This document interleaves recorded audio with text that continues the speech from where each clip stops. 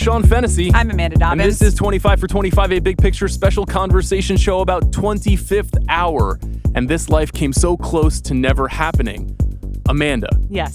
I believe that this is the mystery movie on our list. It is. This is the movie that I have seen vanishingly few people figure out what would be on our list, which I find interesting for a variety of reasons. Now, this movie is, of course, directed by Spike Lee. It is written by David Benioff based on his novel.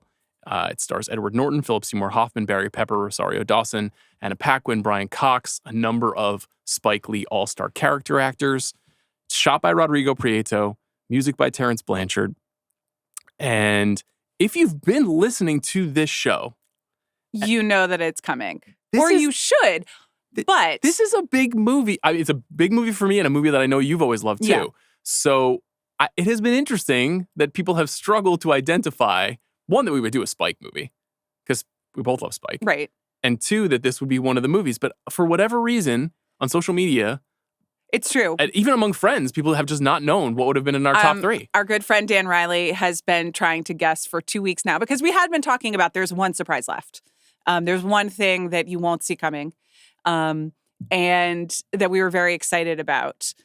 And Dan has been trying to guess for weeks, and he's just like Struck not out even every close. time. And I told him, I was like, "You can keep texting me, and I will keep saying no." But he didn't get there. But we've talked about it many times before on the podcast, and even this year, there have been clues. When Spike Lee came on this podcast, he identified 25th Hour, and I was like, "Oh no, is everyone going to guess now?" And I reacted so excitedly when he said 25th Hour. And then I drafted it in the New York City movie draft, and with a shot straight to the heart at Chris Ryan, because this is also one of his favorite movies. So it was a no-brainer to both of us when we were making the list. And I put together a long list. You did a ranking, and let's talk about it now. This film was originally number 2 on our list. It was. And yesterday, you had a crisis of confidence. I did. And you presented to me the case for switching number 2 and number 3. And I said, okay. I said, I understand it. I think that in my own world, this would still be at number 2 instead of number 3. But we'll talk a bit about that when we get to number 2, which is also just out and out masterpieces. It's only masterpieces from this point out. I would argue it's probably 25 masterpieces on the list. Yeah, but it's true. That was kind of the idea. But it was never a question that it would be top 5. And we didn't even talk about it. You just slotted it at number 2, and I was like, yes, I know, we never discussed, perfect. we never strategized around this. Yeah. So why do you, some of it is just that's how we work, and it's unspoken, and we're like, great, okay, we don't need to talk about this. But have you thought about that? What's your theory about why it is that high, in this list of films that we have? Well, there's a variety of reasons. I mean, I think that probably goes toward explaining why we chose it in the first place, too. This is probably revealing the direction of where we're headed on the list, but I think most fans of the show and for regular listeners will know where we're headed here. And I see this very much as a story of America in 3 parts. And that this movie is kind of when we were coming of age, and right around the time when we were moving to New York, this was the story of the present. This is one of the most present tense films ever made. And the reason for that is obvious. This is a story about a guy named Monty Brogan, who's a New York City drug dealer, a guy who's from Brooklyn, who gets arrested and is sentenced to 7 years in prison. And the 25 hours that we see in the film is the final day before he goes to prison. And this film was in development and then in production during and in the aftermath of the attacks on 9/11. And so this is there's not really a lot of kind of big scale, corporately distributed works of art that are about this moment in history. And for me, I was in college at this time. I shortly moved to New York thereafter. Same for you. It's a senior in high school, yeah. It's 9/11, of course, a world-changing event for anyone in America, but as someone who was born and raised in New York, whose entire family lived in New York, was, earth-shaking in so many ways. And also, Spike Lee, just a insanely influential and inspiring person to me. Somebody like an artist who I just really have always been interested in since I first saw whatever that link in the chain of movies was, from Do the Right Thing, Jungle Fever, Malcolm X, Mo Better Blues, Crooklyn. I saw all those movies kind of in quick succession as a teenager, and have just been locked into his world. So this movie to me is a major, major convergence. And it isn't on the New York Times list. You know, it isn't. Yeah. And so it exists in this kind of space where, like, if you bring it up to people who've seen it, they're like, oh, I love that movie. Yeah. But maybe maybe it has not been distributed in quite the same way. When you mentioned the Spike thing when he was on the show, and he pointed that out as like a movie that he thinks is still a little undiscovered out of his filmography. But then I talked to Noah Baumbach on the show last week, and I asked him the same question that I asked Spike. And he was like, well, what did Spike say? And I said, 25th Hour. And he was like, 25th Hour? That's like, everybody loves that movie. You know, like he didn't think that even made sense. So I guess it's an unspoken masterpiece, or not even forgotten, but kind of ignored, I guess, or just you have to jog people's memory about it. And I don't know if that's because of the 9/11 of it all. And meaning people don't want to spend time thinking about that? Yeah. And also because as you said, it's very a present moment. So when we think about 9/11 now, we contextualize it, we politicize it, or we put it in the arc of American history as we understand it, or we make a joke out of it at this point, which is not respectful at all, but is how we deal with blank was my 9/11 exactly. or whatever. Yeah. And it has almost been like memeified, the this death tragic of irony event. of 9/11, and then it resurged and became even more messed up. So this film isolates the feelings of uncertainty and anger and fear and total discombobulation that we had in that moment, and it's just not what you summon when you bring back that time period, or at least not what I do, because I repress all things. But I think we as Americans definitely repress, and this is a movie about a lot of Irish guys who can't talk about their feelings, so they're repressing too. And then I do think also, so this came out in 2002, and after 9/11, Hollywood and movies and culture and what we valued as like good or important, or how we were processing things, or even the types of films we wanted to see, like really changed. And so I think it just got lost a bit in the shuffle of a reinvention of our understanding of like Hollywood American output in the early 2000s. I think that's right on the money. This is also the time of Sam Raimi's Spider-Man movies, which were also New York set movies about heroism. And that there was something, I think part of that movie's success, obviously it's a Spider-Man film. Yeah. People love Spider-Man. But there was something uplifting about watching Tobey Maguire, who produced this movie and who is the one who located the David Benioff book and eventually got the ball rolling on the whole film. Those films popped in part because we were looking for something a little bit more hopeful in the aftermath of this event. This is a movie that very much leans into the specifics of the event. It's not a movie about 9/11. It is a movie surrounded by 9/11. And because it is so present tense, and because it is a tough movie with no simple answers that is basically defined by its deeply flawed characters, you could make the case that every character in this movie is kind of a creep or a loser or somebody, with maybe the exception of Naturel, that there's the kind of it's like a loss of innocence movie in a lot of ways. Yeah. And 9/11 for a generation of people is a real loss of innocence moment. And so it's just a hard movie.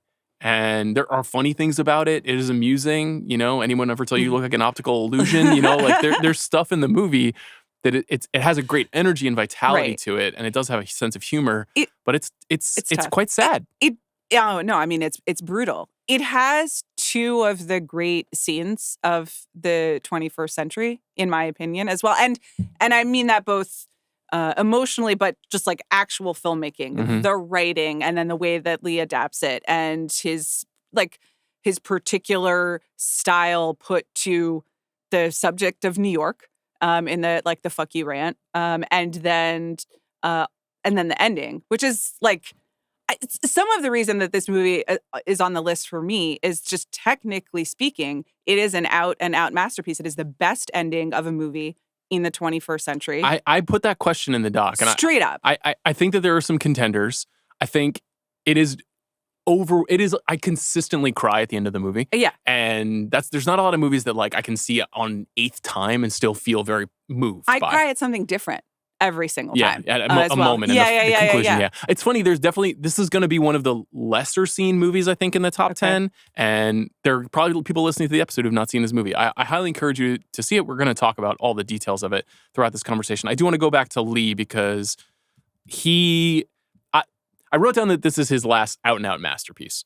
I think he's made very good films. I think if we were talking about what is this standing in for, the next best contender for the 21st century for him would probably be Inside Man, a movie we both love, which is just an absolute corker, like a really entertaining thriller, a good New York movie, a great world-class Denzel performance, totally. And I think this is where we reveal that we don't have a Denzel film on true. Our list. I hadn't even thought about that. Yeah. We talked about it a bit in terms of at the selection committee, but yeah. Right. Okay. Yeah. So there's no Denzel, but that's a movie I really like. That movie feels a little bit more thematically thin. It's just like, to me, it's a really good genre movie. Yeah. And it has some ideas in it, but this movie is like overloaded with ideas. And as I watched it again last night, it was just making notes. It was becoming more revealed to me, all the things that it makes me feel and try to understand. But for Spike, like you said, that style that he brings to every film, where he's got these 6 or 7 moves that he makes in movies. And sometimes when they're in his world, it can feel a bit like a closed loop. I find in his 21st century movies sometimes it feels a little iterative, where I'm like, especially with movies he's written, I'm like, I kind of know why you're putting this character in this position and when you're doing the double dolly and what the character's mind state is. This movie, because it's based on this Benioff book, because it's in a similar world to what you would see in his films, but the register is a little bit more somber. I think his stylistic moves are more surprising and even more emotionally moving. It reminds me a little bit of like seeing Malcolm X for the first time, where you're like, oh, he's using all of the stuff he's figured out to tell this big story. Right. But in this case, he's kind of shrunk it down to this really tight character piece. Yeah. And it is, I always think of the John David Washington anecdote from making Black Klansman, where he just kept asking Spike Lee, like, when's the double dolly shot? When's the double dolly shot? And there is that moment, you grow up, you get used to watching his films and you are expecting them. But as you mentioned, when he's meeting some other material, and this is like a true work of adaptation because this novel was written before 9/11. And so and it's set in New York, but what Spike Lee is doing in the moment to make this a film about New York and America in that specific time is additive, right? And he's finding different, and so it is truly like when two great minds and two great skill sets meet and elevate the other. And so you are excited to see who gets the double dolly shot. And it also, conveys like a significance about, oh, okay, now I'm like supposed to pay attention and know this is you're saying something to me. But because it's not just a combination of all of those moves, that he's working through some other stuff and from some other sources. It's really, really exciting. It's really powerful. I think you can also feel a lot of actors in this movie who really want to be working with Spike. Edward Norton, who is the star of the movie. Let's spend some time talking about him. Yeah. So he is, in 2002, at the absolute center of Hollywood. Yeah. He's 32 years old. He's already had 2 acting Academy Award nominations. He has gone from wonderkind, where did this guy come from, in Primal Fear in 1996, to headlining 4 films that year. In 2002, he was the star of Death to Smoochie, Frida, Red Dragon, and 25th Hour. He was also dating Salma Hayek at the time. Right. He basically had been saying to Spike for 7 years, let's do something. I really, really want to do something. So, I think originally Tobey Maguire thought he might play this part. He had a conflict with Spider-Man, and it eventually became an Edward Norton movie. And I've said this before. I probably said it on the Primal Fear Rewatchables podcast, but I was like, this was my guy. This was my favorite actor. This was the person who, when I was 15 and really getting into movies, it was like this guy showed up in a Milos Forman film. He was like showing up in Spike Lee movies. He was doing American History X. He seemed really brave and audacious and really interested in transforming in every part. I was really into him. Yeah. His career has been a little funny in the last 20 years. He really has he's had leading roles, but really hasn't been a leading man since this period of time. Sure. So I see this very much as like a time capsule, but it's also an amazing representation of what kind of actor he is, and not in the ways that he was exercising before this. So in the past, he would be very big. He would do accents. He would have big speeches. He would raise his voice and get angry, or he would be twitchy or something. Monty Brogan is more like he's like a Brando or like a Pacino character. Yeah. You know, he's a 70s tragic loser. He is, but he has even like tamped down the charisma. You know, there's something and the anger. Like this is a really angry movie.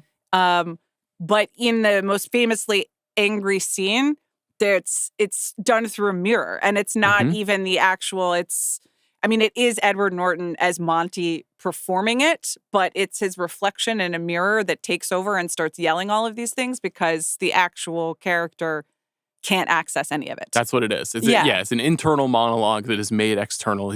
Monty goes to the bathroom while he's having one last drink with his dad before he goes to prison. Yeah. And in that moment, he gives this fuck you monologue, which is in the novel. Right. Even though the novel predates 9/11, it is still very much about the way that a lot of New Yorkers are, which is that they are constantly aware of who is around them and making their life more difficult. And sometimes that comes out in aggression, but ultimately it speaks to like a self-loathing or self-frustration or self-pitying. But also, that segment is a love letter to New York. Also, in like it is filled with like hate speech and is very ugly and relies on stereotypes and is also written in a way that observes and understands how New York works. And yes, it's very true because it is. And listen, you have to be angry to live in New York, and you have to kind of tough. Yeah, you have to put your hood up and just like get through because it's crowded and everybody's going to be like throwing their elbow, trying to make their own thing. But it's written from such like a knowingness and observation that only comes from like truly understanding the place. But even that, it's like it is separated from the character, and so the rest, Monty is like he's not seething like Pacino. He's not.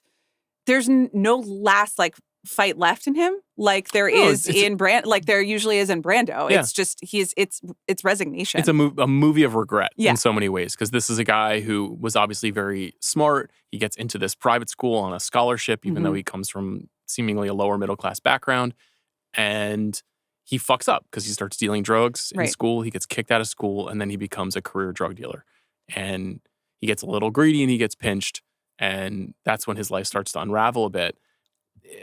Using a single person's moment of inexplicable sadness and frustration and this sense of the feeling of my life is over. It's done. Which is exactly how everybody felt in New York for a period of time. Yeah. And you can say it's happenstance or great artistry making that connection, or you can say it's an act of critical fusion that some of us who think hard about movies brought all of these things together. Yeah, but like it's textual. It totally makes you go back to the very specific place. Like I remember my feelings at the time as a fucking 19-year-old who didn't know anything, who didn't understand the global context, who didn't know what Al Qaeda was, but just there was a very specific combination of rage, sadness, what I would describe as like a weird bloodlust that found its way into the culture. Absolutely. I mean, I just vividly remember sitting, I still lived in Atlanta,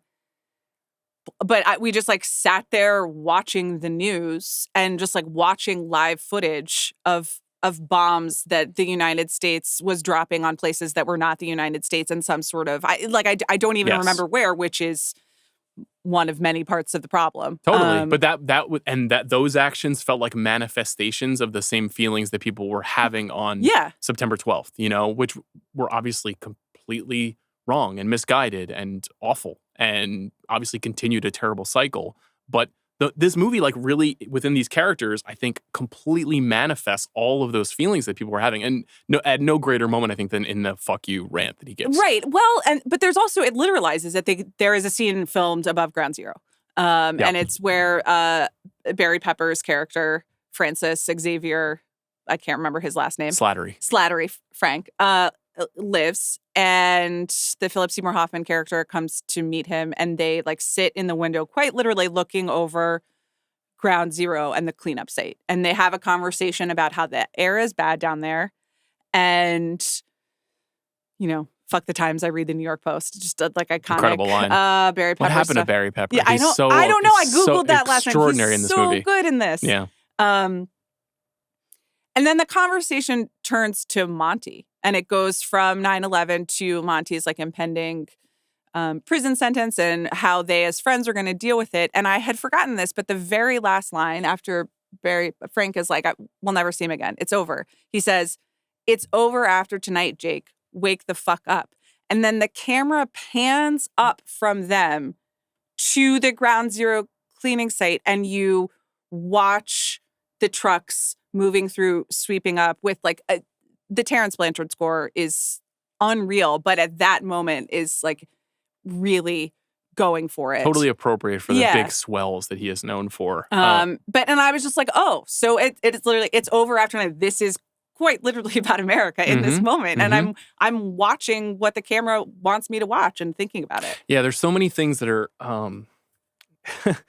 there's like a mixed media quality to a lot of this too, because like one of the things that Monty mentions in his "fuck you" monologue is Enron executives. Yeah. And the idea of like the way that corporate power kind of led us to this place. There's obviously no greater representation of corporate power in New York City than the Twin Towers, and the idea of trying to smash that and that being under attack, but then also this kind of divergent feeling, this oppositional feeling of corporate power also attacking regular people, like regular middle-class people living in New York City, and the encroachment that they all feel in their lives.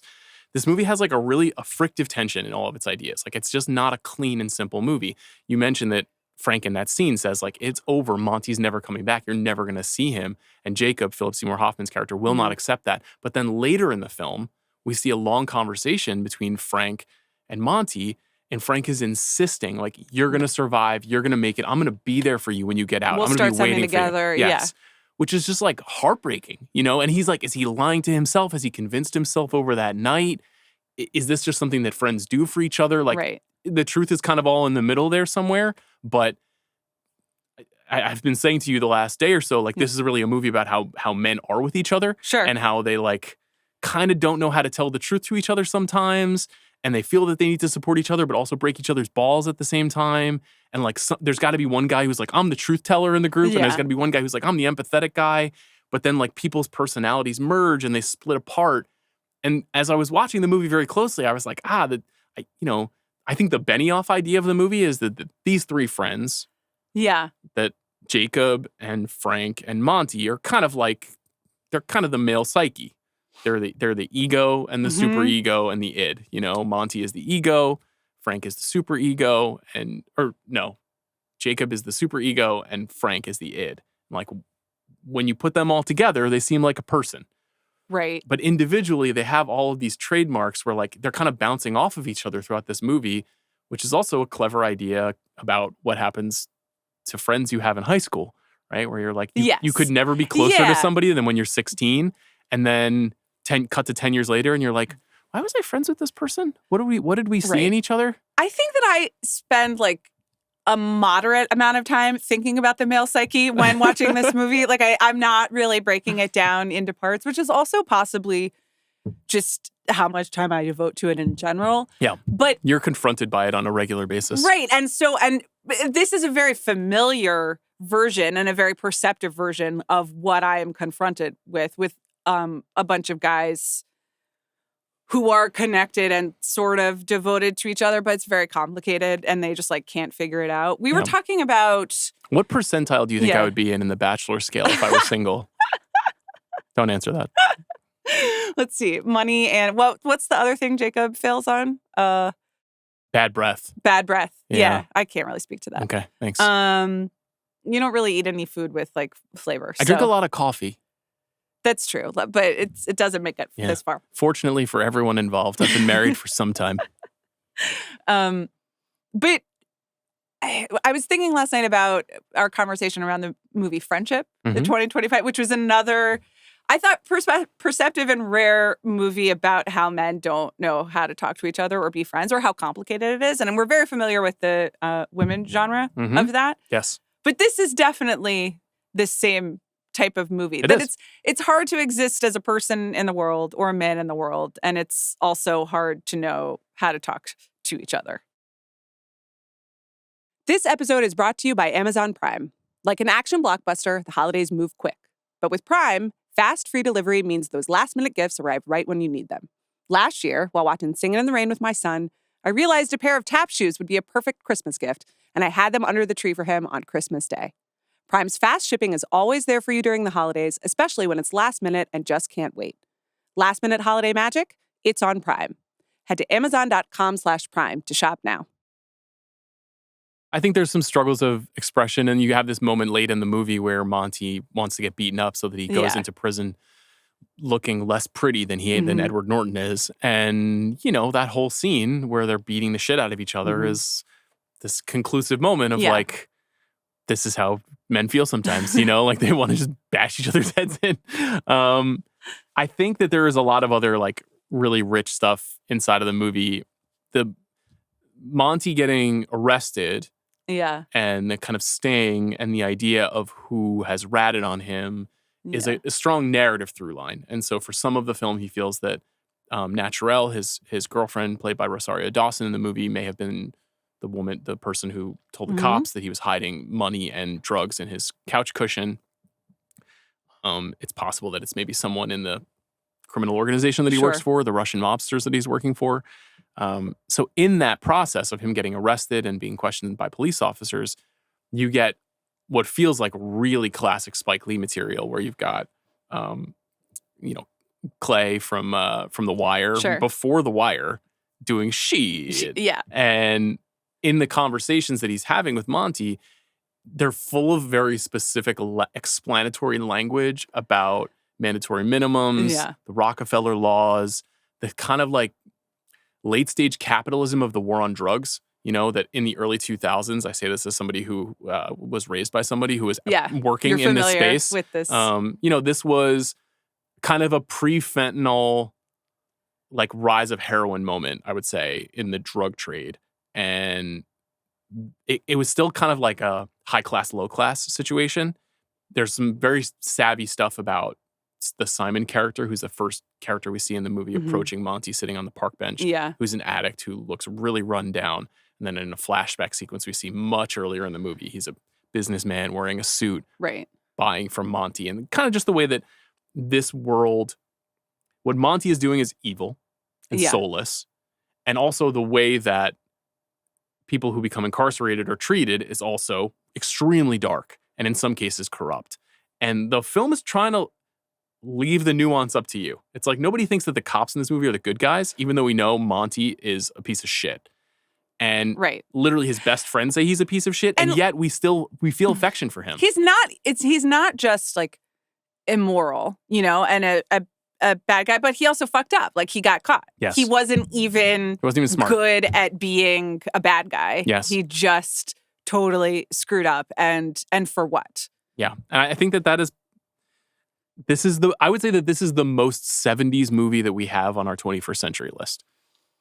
Yeah, I guess so. I mean, definitely the whole statutory relationship aspect of it. We can discuss that if you'd like. There's definitely something, in addition to the male friendship quality. Yeah. I think this is a movie that's pretty tough on the perils of masculinity in general. If you look at the fact that Naturelle is seduced when she is 17 years old on a playground wearing a Catholic schoolgirl's uniform. Yeah. And then later in the film, obviously, Jacob's student, who's played by Anna Paquin, who is also 17. Right. Oh, that just reminds me that, hold on, I got to add this movie is standing in for. Okay. There's another one. Putting it down. It's not an accident. No. That there's two different examples of men cruising for underage women in New York City in this movie and not really letting them off the hook. And they've cast actors in Hoffman and Norton who are like inherently sympathetic.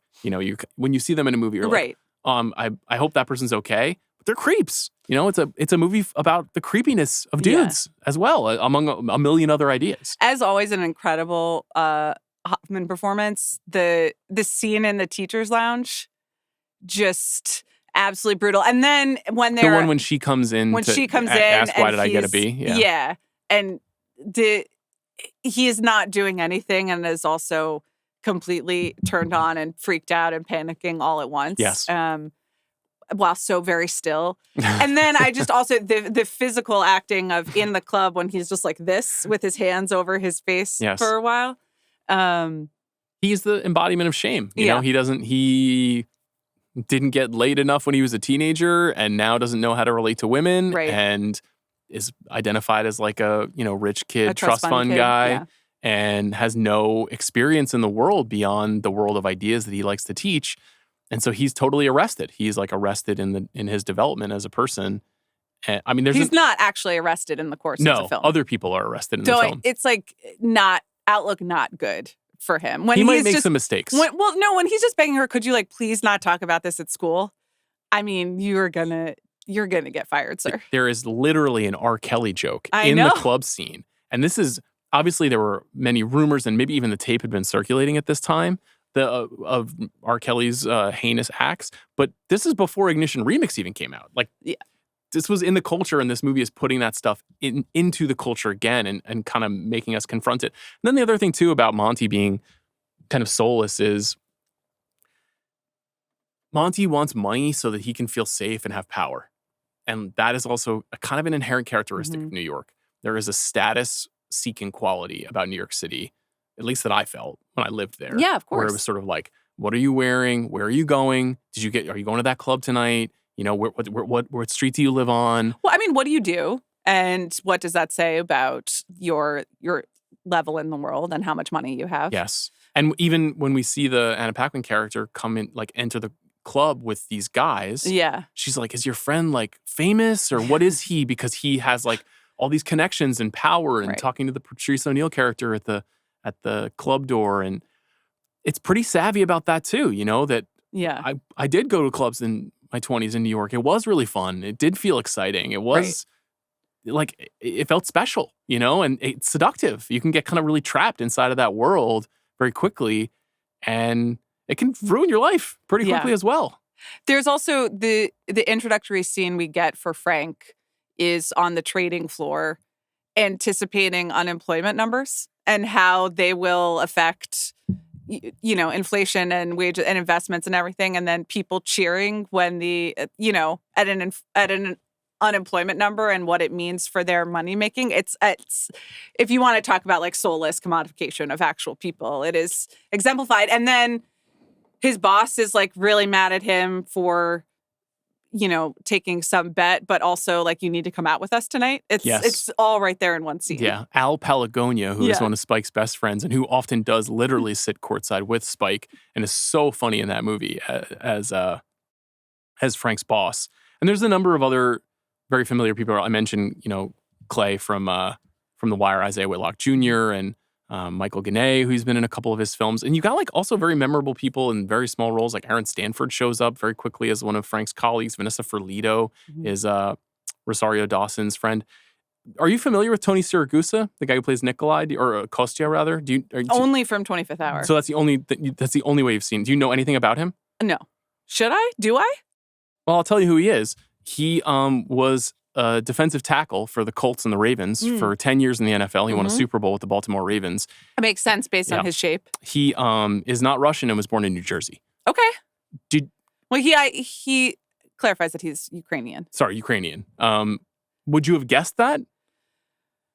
No, but now that you say it, he does look like a cartoon of a football player that's in like the 1970s book about New York that we read our children, just like from a triangular shape. He was a talented and useful player, and he played on arguably the most fearsome defense in the history of the NFL. Okay. He just passed away a few years ago. I didn't realize that. His casting in this was like somewhat lampooned. It's a pretty bold stroke in a movie that is very naturalistic. I think it actually works. I know some people would disagree. They would say like this is a flaw of this movie, the idea of putting Siragusa in it. But like the idea of like a non-professional actor who's in the middle of his NFL career just showing up in this movie as a Ukrainian gangster is just another wild like Spike Lee stroke. Anyway, I just thought it was notable. I learned about it just now, and I think this is an excellent film, so I don't have a problem with it. The movie is also just very personally resonant for me. It's about Irish guys who spend a lot of their time in bars talking around how they feel, using sports as like a entry point into their relationship with their parents or their friends. The conversation between Frank and Monty later in the film when they're like, we're two Irish kids from Brooklyn. How can we not have a bar? Frank saying, I'm Irish. I can't get drunk. I know exactly what I'm saying. Like, there's just like a tonality to the way that these guys talk that just feels very familiar to me. That feels like when you're watching Fried Green Tomatoes and you're like, this is exactly what my life was like, I mean, this does fit it, as do all Spike Lee movies, are like foundation for my understanding of New York. And I think, I mostly talk about how I moved to New York because of Nora Ephron movies, but I had seen more Spike Lee-based New York movies than Nora Ephron movies. There are more. Exactly. Yeah. And I had seen all of them. And I am very, very hard on my high school in many ways, but they did show us Do the Right Thing in high school. Wow. So pretty good. So to me, it's familiar and like my understanding of what New York is and how New York people talk to each other. And, it's funny, like when I talk to your dad, I definitely am reminded of these scenes, but it's like, he's familiar to me from 25th Hour and instead of 25th Hour being familiar to me because of your dad. Yes. But it's a cortex. Yeah. I think I'm very struck by the conversations between Brian Cox and Edward Norton in the movie. And I would say my dad has a little bit less of the melancholy that Cox's character has because like he's kind of dealing with grief and he's lost his wife and that kind of shattered his world and he's a recovering alcoholic but there's just something in their relationship which is like sincere and close, but there's something strained about it. There's something that can't be said. And Monty is at this breaking point in his life and he's almost trying to say to his dad in the film like, this is how it really is. Like your optimism is sweet, but it's useless right now. Yeah. And then that gets flipped on its head at the end of the film. And you mentioned the ending. So, at the ending of the movie, Monty's been beaten up by Frank. On purpose. On purpose. Yeah. And his dad picks him up and he's ready to take him to Otisville, up to prison. And they get in the car and on their drive, Brian Cox just kind of starts to lean into what could be, which is what if instead of stopping at Otisville, and I love how he's like describing the details of the directions, like we'll take the Springbrook Parkway, which is like such a New York thing. And even the springboard into the, the imagined sequences, like I could just take a right here and we'll take the George Washington Bridge west. Yes. Get you stitched up and keep going. Right. You've never been west of Philadelphia, have you? Yeah. And the movie starts showing us what could be and what we want to be. Yeah. We really want Monty, despite everything he's done, having spent this whole day with him, we want him to break free, to not have to go to prison, to not have to confront this terrible thing. And I don't know if I can really think of another sequence like this in Spike's career that looks and feels like this. Like dreamlike, but real. Yeah. Like the color palette is kind of washed. And it's set up throughout the film. There are flashbacks where we learn about how Monty's gotten to this situation, but they're introduced as happening at the same time. Mm-hmm. They're not shot like in a different film stock or yes. There is. It takes you a minute to realize, I'm watching something that happened. Yes, the first flashback like wrong foots you. Yes, they get out of the bath to answer the door. Exactly, yes. And so. That's a slick filmmaking move, by the way. Yes, and exactly. But so it then sets you up so that you're watching and you're like, oh, did they turn? Like, is this happening? And it's not. It becomes like a little bit hazier, and the Brian Cox is narrating it in sort of like the subjunctive tense. But it's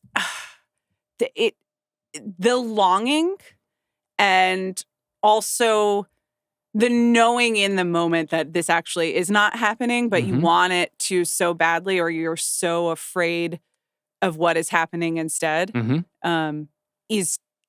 it's astonishing. I've never experienced anything like it in a movie. There's a ton of setups and a ton of individual small moments we see about what his life could be done in this very quick montage. I mean, it is less than 10 minutes.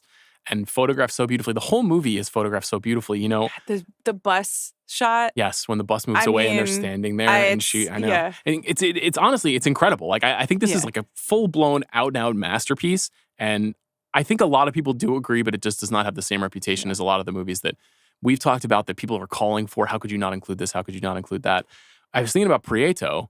I don't even know how Prieto got on this movie. I assume maybe because he shot Frida for Salma Hayek, and obviously Norton was involved in that film. Yeah. And so Prieto, made his name on Amores Perros with Inarritu in 2000. And then he starts getting hired for Hollywood films. He shoots this movie Original Sin with Angelina Jolie and Antonio Banderas. And then in 2002, he makes Frida, 8 Mile, and 25th Hour. And then 21 Grams, and then Alexander with Oliver Stone, and then he shoots Brokeback Mountain. And he's, off to the races. And then he becomes Scorsese cinematographer, and he's one of the great living cinematographers who's not won an Academy Award. I think we talked about him a little bit during the Wolf of Wall Street episode. He is a genius. He is an amazing filmmaker. Yeah. And he's still pretty young at this time. He's had plenty of experience in Mexico, but certainly in Hollywood films. And him colliding with Spike, and I don't think that they ever worked together again, has also, I think, brings something special out of Spike. So with Spike, you've got Barry Alexander Brown cutting the movie. He cuts all of Spike's movies. You've got Terrence Blanchard, as you said, doing the score. Like, those are familiar voices. Yeah. But adding Benioff and adding Prieto, I just feel like lifts this movie above some of his other work because it just gives it a different texture, a different sensibility, and makes it feel special. All the club scene, but especially the scene of Frank and Monty. Are they like in a what is the overlooking the blue room? And it's just all looks shot like a private in that blue, party room. And above the club. But at some point, like, you forget that it's just completely blue, but it looks so beautiful, and all the lights there, and I mean the montage. And I'd forgotten one part of the ending is before Brian Cox starts the imagination. They're just driving through New York, and you see all of the people in one shot from the Fuck You montage, or not all of them, but many of them, and they're all smiling. And then the little boy in the bus who writes his name. I mean, it's beautiful. It's gorgeous. It's incredible. Couple of other things about this. So, one thing about the blue room, the other room in kind of parallel action during that sequence is Jacob and Mary in the red room. Yeah. And, there is the real, like, the heavenly safe space, Frank and Monty moments before, they're forced to plunge below where Jacob is, where he is making a huge mistake and basically banishing himself to hell. Yeah. Not that subtle, but still looks beautiful. Colors are good. We don't use them enough. Of course, they're essential. We talked about them when we talked about Mulholland Drive too. So what's the film's legacy? So A.O. Scott in the Times gave this a rave. Roger Ebert gave it 3.5 stars. He overtly compared Monty to Enron in his review and said that this guy, no matter whatever we feel for Monty, he is just as bad, and that he is a representative also of, like, the way that corporate America has kind of violated our trust. This movie is number 26 on the 2016 21st Century BBC poll. Okay. It was number 24 on the Rolling Stone 21st Century poll. Okay. And it didn't make the New York Times list, as I mentioned, and no Spike Lee movies made the New York Times list. Well, this would be it, right? I mean, I think so. I love Inside Man. And everything else is 20th century. Well, this is kind of difficult to... I don't think you couldn't do this because it was a 4-parter, but I think When the Levees Broke, the Hurricane Katrina documentary that he made for HBO, which is like also a major accomplishment, a huge work of his. I guess it's considered a television miniseries and not a film. We also didn't do documentaries on this list. We didn't, but I meant for the Times. Sure, yeah. The Times definitely has documentaries. We did not do any nonfiction on this list. I don't know. It to me, from the moment I saw it, I was like, this is so fucking major. This, like, hit me right in the heart. And it does seem like the people who, like, the real ones know. Yeah. But it doesn't totally... I hope this will be, like, an act of celebration, preservation, whatever you want to call it. I hope so as well. It does tickle me a little. I kept holding it close. Well, yeah. I was kind of like, I don't feel like this is celebrated enough. And so as all the other lists went by and people were sleeping on it, I was like, oh, we get to have this special moment. I agree. Because I think it really is a special movie. I'm grateful that you can have that feeling without it feeling like you're pulling a trick or something, Like, I don't want to troll. Well, that's why we switched it. It used to be a number 2, and now it's a number 3. Now it's a number 3. I feel good about that. Okay, so we mentioned Inside Man is what this is standing in for. Mm-hmm. I wrote down some other 21st century movies that are set in New York City. Yeah. So Frances Ha, which came up in our Lady Bird conversation, of course. Good Time and Uncut Gems, the Safdie brothers movies. I think if we were going to go to the next New York movie, I probably would have picked Uncut Gems. I think that's valid. That's definitely in the like 25 to 30 range for me in terms of just like the most fun I've had with a movie. I'm with it. Another version of Living in New York is kind of the Uncut Gems anxiety. I 100% agree. If Beale Street Could Talk, Barry Jenkins' movie, which is a very good New York film. Synecdoche, New York. Requiem for a Dream, which is kind of paired with this, a movie about drugs and paranoia. And, did you write in Margaret? I just put Margaret in. That's when I scrolled down because just Anna Paquin being a nightmare teen. Oh yeah, this was quite a run in New York. Yeah, right on the heel, right on the verge of True Blood. Yeah.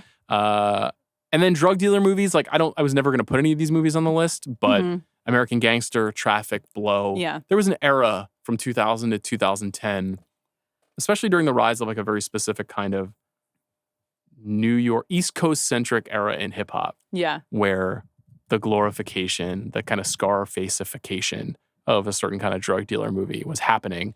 This is not that. No. This is a much sadder movie than that, but it is at least in relationship to it.